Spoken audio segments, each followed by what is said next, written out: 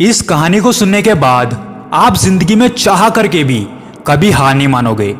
बहुत पुरानी बात है, एक जंगल में एक गुरुकुल था जिसमें बहुत सारे बच्चे पढ़ने के लिए आते थे।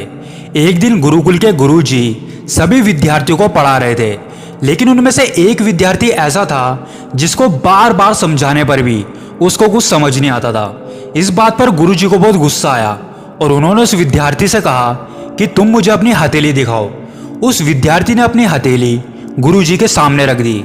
हथेली देख के गुरुजी बोले कि बेटा तुम अपने घर चले जाओ, क्योंकि तुम्हारे हाथ में विद्या की रेखा नहीं है, इसलिए तुम यहाँ पर रहकर अपना समय व्यर्थ मत करो।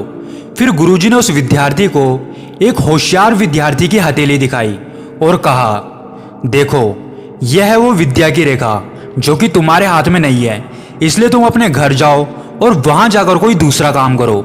यह सुनने के बाद उस विद्यार्थी ने अपनी जेब में से एक चाकू निकाला और उस चाकू की पैनी नोक से अपने हाथ में एक गहरी लकीर बना दी। हाथ में से बहुत सारा खून आने लगा और उसके बाद वो विद्यार्थी गुरुजी से बोला, ये देखिए गुरुजी, मैंने अपनी हथेली में विद्या की रेखा बना ली है। ये सब देखने के बाद गुरुजी आश्चर्यचकित रह गए और उन्होंने इस विद्यार्थी को अपने गले से लगा लिया और बोले कि तुम्हें विद्या सीखने से अब दुनिया की कोई ताकत नहीं रोक सकती, क्योंकि दृढ़ निश्चय और परिश्रम हाथ की रेखाओं को भी बदल देता है। और वो विद्यार्थी आगे चल करके महर्षि परिणी के नाम से प्रसिद्ध हुआ, जिसने विश्व प्रसिद्ध व्याकरण अष्टाध्यायी की रचना की है। आज इतनी सदियां बीत जाने के बाद भी विश्व की किसी भी भाषा में ऐसा उत्कृष्ट और पूर्ण व्याकरण का ग्रंथ अभी तक नहीं बना।